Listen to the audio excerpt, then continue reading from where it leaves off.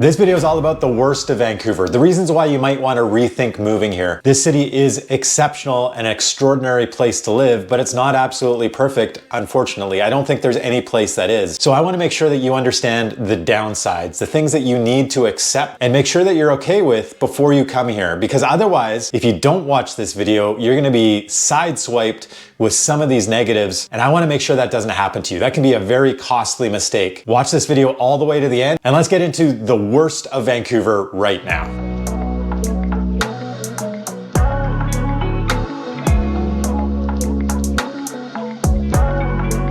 Traffic and commute times, that's a huge one for a lot of people. A lot of people that live in Vancouver are really frustrated with this. Now, I personally feel like it really depends on where you live in the Lower Mainland. There's some areas, for instance, if you live in Surrey and need to commute to downtown Vancouver, or live in North Vancouver and you need to commute to the city of Vancouver, there's a lot of frustration around that. And if you've watched, as an example, my video on North Vancouver, that is one of the big cons of living in North Vancouver if you have to commute, because there's basically just two ways across. And incidentally, I was just reading this morning that they're going to be shutting down one of those two ways temporarily as they're trying to clear some trees in Stanley Park. Anybody that lives in North Vancouver is suddenly kind of cut off and bottlenecked even more as a result. The worst places to experience the traffic are any time that you have to cross a bridge. And of course, being next to the ocean and being at the end of the Fraser River, we do have a lot of bridges that crisscross the Lower Mainland between big population centers. That can really impact your ability to get around and sort of your quality of life. So if traffic is an issue for you, just keep in mind, it doesn't necessarily need to prevent you from wanting to live here, but it might impact where you want to live. That's one of the reasons that I personally still live in the city of Vancouver, despite it being one of the more expensive places, despite the fact that there's higher childcare costs. I don't want to be stuck in the car for what I do multiple times a day, driving around to different areas, wasting, in my view, my time, and my time is valuable. So I would rather pay more for where I live than pay for it by the commute times that I'm going to endure if I was to move to Langley or to Mission or somewhere like that. Other people are happy making that trade-off and would rather live in those areas and then sort of have to accept the traffic and the commute times that come along with it. But it is, or it can be, one of the downsides of living in particular areas of the greater Vancouver region. Another thing that can drive people nuts about Vancouver is its laid-back attitude. There's a lot of similarity between Vancouver and the rest of the West Coast. So culture has more similarities to Seattle, to Portland, to LA, San Francisco, where people are a little more relaxed. And traditionally, I mean, it's changed in some of those places over recent years, but there's a work-life balance that people are looking for. You know, compare that to a Chicago, to a New York, to a Toronto. Those are places people go to make money and people are really driven to perform. That's not necessarily the case in Vancouver. You know, people are going to be driving a little more slowly. They're going to be a little more relaxed in their attitudes. Frankly, that can drive some people nuts. In fact, I remember having a girlfriend, I think in my early 20s. She was from Toronto, was a business person, had moved here to open a business and lasted, I don't know, 6 months to a year, somewhere in there. I don't quite remember.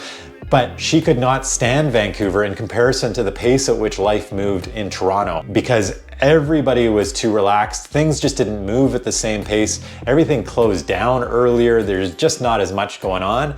And that all comes down to that, like, what are people looking for here? And so you have to be okay with that laid back attitude. Personally, I view it as a positive, but not everybody does. And you want to be aware if you're moving to Vancouver. And after watching this video, you still want to move to Vancouver? Well, guess what? I am a real estate agent that's helped hundreds of people move to this city, and I can help you as well. My contact information is right here on the screen. Reach out anytime, and I'd love to help you move to Vancouver when the time is right. Now let's get back to the video. Fashion is another potential downside of Vancouver.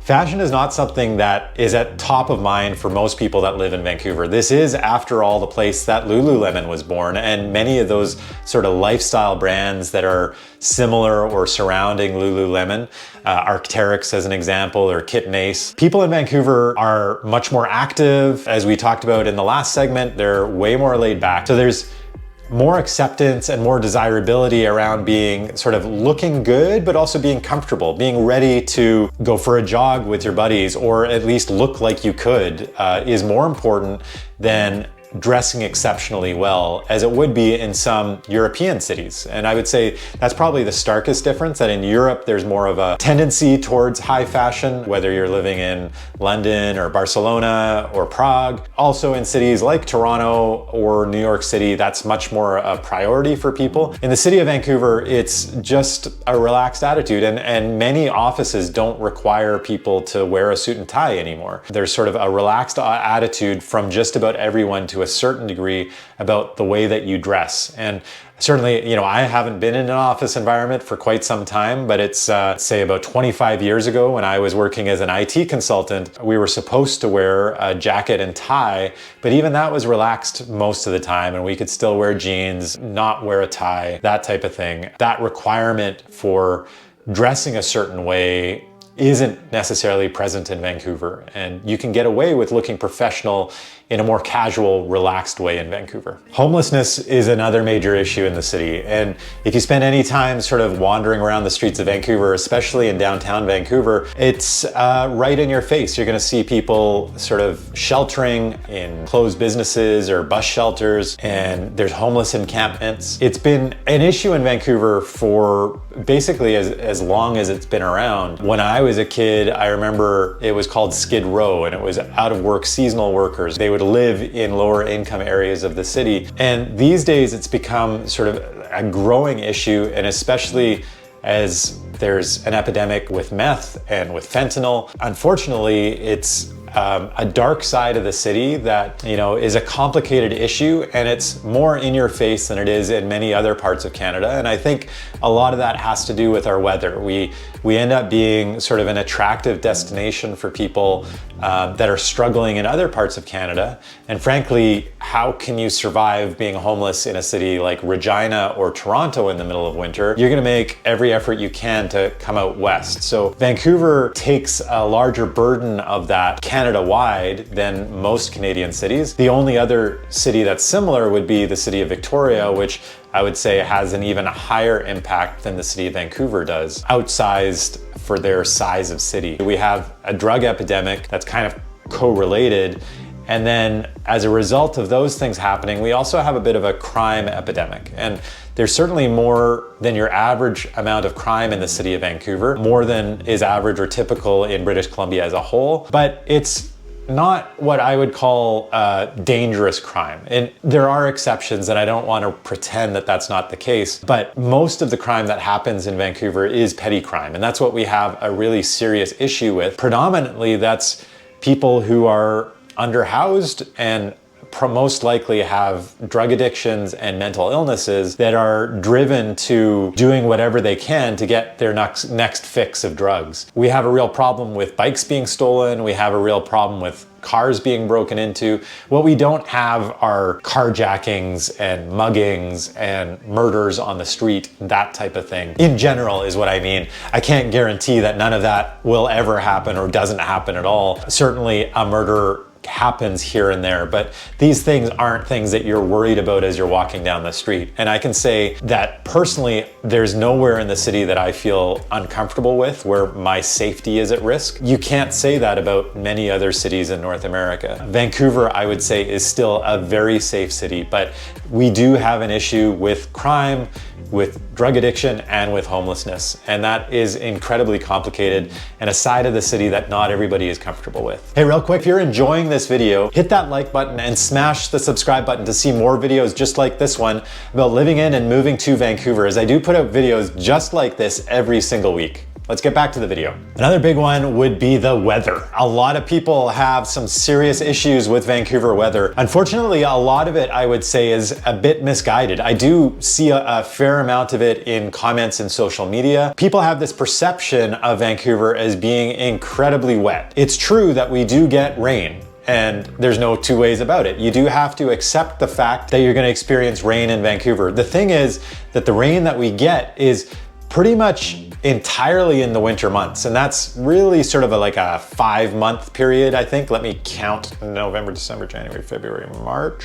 Yeah, 5.5 months. It goes into April for sure, and not all of November. So half of November through to the end of April would be roughly the time that we'd be most concerned about, where there's a significant amount of rain. And most of the days that you experience through there are gonna see some form of precipitation.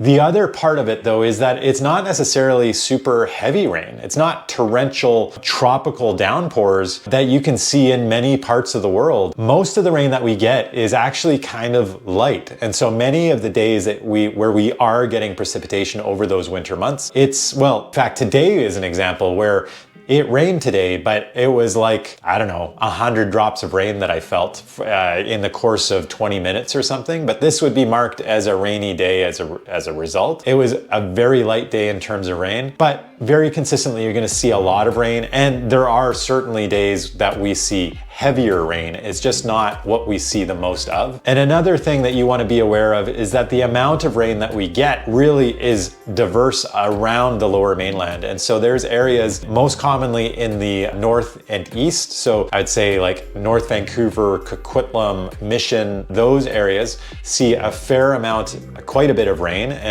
And then the city of Vancouver is kind of in the middle, roughly. And then as you head south and west, you're gonna start seeing less and less rain. So Richmond gets less. Areas like Tawasin, I think Tawasin and White Rock have the least amount of rain in the Lower Mainland, and also get more sun. So it's really, what happens is that the weather systems come in off the ocean and then they get stuck up against the North Shore Mountains. And as the clouds try and elevate over the mountains, they're just dropping the precipitation. That's why anything up against the mountains is typically going to be darker, going to see more rain. And the further you are away from those mountains, the less rain that you typically get. And so it's a pretty dramatic difference. I'm just trying to find my notes here. Yeah, it's somewhere in at the 1,000 millimeter range for an area like Tawasin, somewhere around 1,500 millimeters for the city of Vancouver that we see annually. And then you're getting way up to 2,500 millimeters roughly around North Vancouver. And that's a significant difference, night and day in fact, between Tawasin and North Vancouver. The other thing to be aware of with the weather is that our winters can be fairly dark. As those clouds kind of build up around the mountains, we don't see a lot of sunshine in the winter months. We do get a lot of sun in the summer, and there's long, dry, warm spells in the summer months. The cloud cover really sucks us in through the rainy season, through those winter months. And so I think there's a lot of people who have sort of an issue with, the cloud cover and the rain. There are some ways to sort of deal with that. One way would be to go on vacation to somewhere sunny through the winter months. Another way is to just get a ski pass or go snowshoeing up the mountains, because there's many days in the winter that the cloud cover gets quite low. And if you go up into the mountains, like up Grouse Mountain, Cypress Bowl, you can actually get above the cloud cover, and it's just bright and sunny, and it's like a really cool, amazing experience. I remember I would do that quite a bit when I was a kid, going up cross-country skiing with my dad. I don't do that so much anymore, unfortunately, but that is one motivation that people have getting into the mountains in the winter months. Vitamin D supplements, that's another thing that a lot of people are doing, just sort of to not get seasonal mood disorder, something along those lines. But that makes a big difference for people too, those vitamin D drops. So before moving here, just keep in mind the weather. It's not bright and sunny, and we do get rain. Childcare is another issue for the city. It is extraordinarily difficult to secure childcare in Vancouver, unfortunately. It's one of those situations where there's just so much demand and such limited space. Unfortunately, there's a lot of red tape when it comes around creating new childcare spaces. The truth is, just about every parent who goes through the process of looking for childcare realizes how limited it is, and then decides that they're gonna do it themselves if they're kind of entrepreneurial. And very quickly they realize just how challenging and difficult it is, and why there are no childcare spots. So just understand, if you're moving here, you need to be prepared for really challenging times ahead for obtaining good quality childcare. It's also not incredibly cheap, but it's also become much less expensive than it once was. There was a time where I personally was paying about $2,000 per child. The government has subsidized childcare spots in, I think it was about a year ago. So to this point, it's become much more reasonable, where it's maybe $400 to $600 a month for a full-time childcare spot. But if you are coming here from somewhere else, understand that this is a real challenge for a lot of families, and you're gonna wanna start applying to daycare spots well before you're actually here, because if you start trying to do that once you arrive, you're probably gonna have to wait many months before you get those spots. And if you're both working, that's just not gonna be feasible. One option that people do use just as a stopgap measure is they'll hire a nanny or do a nanny share. There's certainly those opportunities around if you have the financial capacity to do it. And I did that for a brief amount of time with my firstborn, where we just weren't able to find a spot for him. And then we split a nanny with 2 other families for, I think it was about 6 months before we were able to get him into a full-time daycare spot. There are some options out there, but you do want to understand that this is a real challenge for a lot of families when they're living in Vancouver. Lower incomes. That's the reality of living in Vancouver. Unfortunately, the average income in Vancouver is lower than it is in many other places in Canada. You would expect our region, the Pacific Northwest, typically places like Victoria, Seattle, Portland, they have higher incomes than many other parts of the country. Vancouver, unfortunately, is an exception. So the median household income in Vancouver is $82,918. That puts us kind of in the middle of the pack across Canada. It puts us below Toronto, below Ottawa, below Calgary and Edmonton and Regina, many cities that you would assume have lower incomes than Vancouver.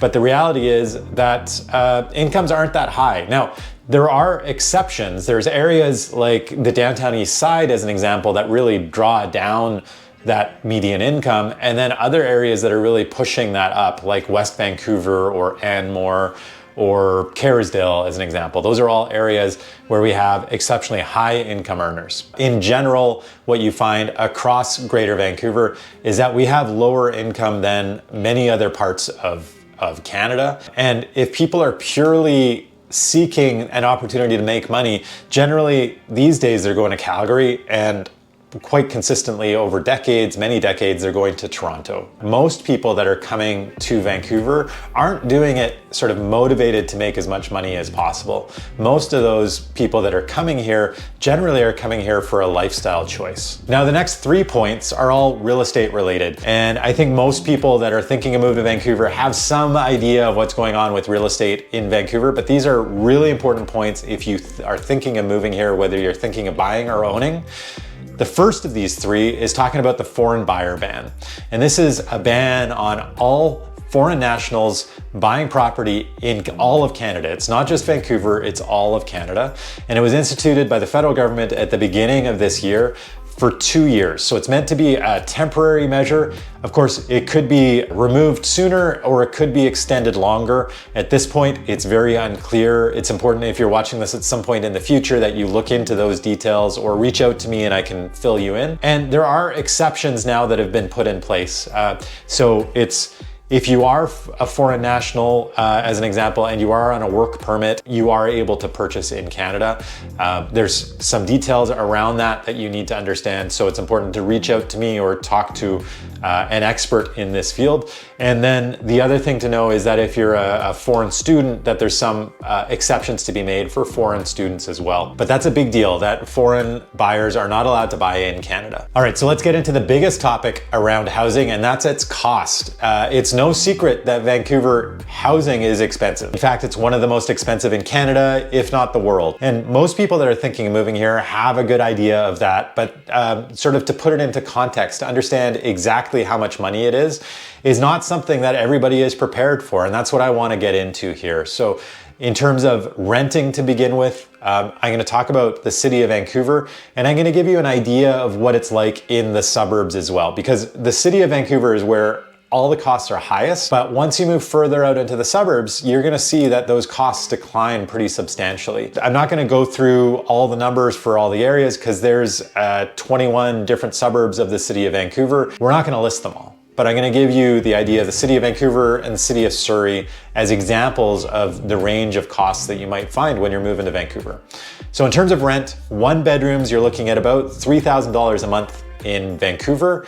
You could save $1,000 a month by moving to Surrey. And in Surrey, you're looking around $2,000 a month for a 1 bedroom right now. $3,800 in the city of Vancouver for a 2 bedroom, $2,600 in Surrey. So you're saving $1,200 by moving to Surrey every single month. 3 bedrooms is even greater cost savings, $4,800 a month for a 3 bedroom in Vancouver, and you're looking at $3,200 a month in Surrey, saving $1,600 every single month. And now in terms of ownership, these numbers are pretty extraordinary, but a detached house in the city of Vancouver right now, the median cost, the typical house is going for $2,584,500.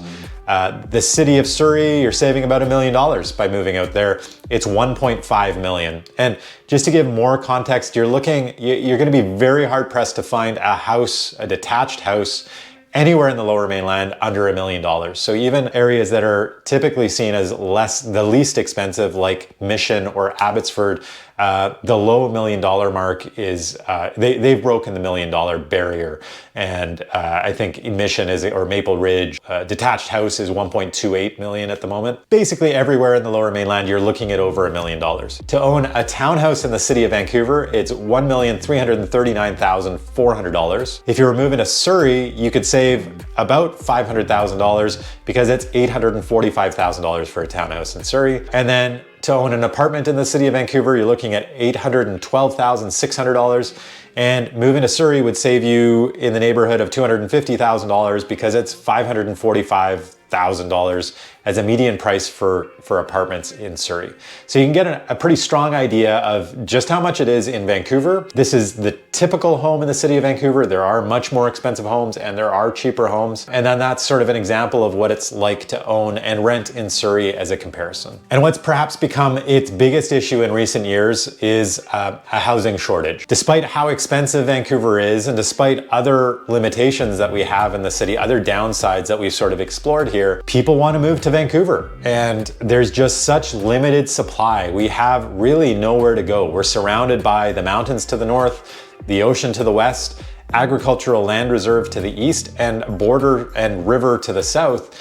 And there's just nowhere to sprawl. We've run out of room, and we ran out of room decades ago. That's become more and more obvious in recent years, unfortunately. And so it's a real challenge whether you're trying to own or rent in Vancouver. That rental side has become a bigger issue just in the last couple of years, I'd say since COVID, unfortunately. And that's a little bit new. It's always been a tight rental market, but it's never been as bad as it has been in recent years.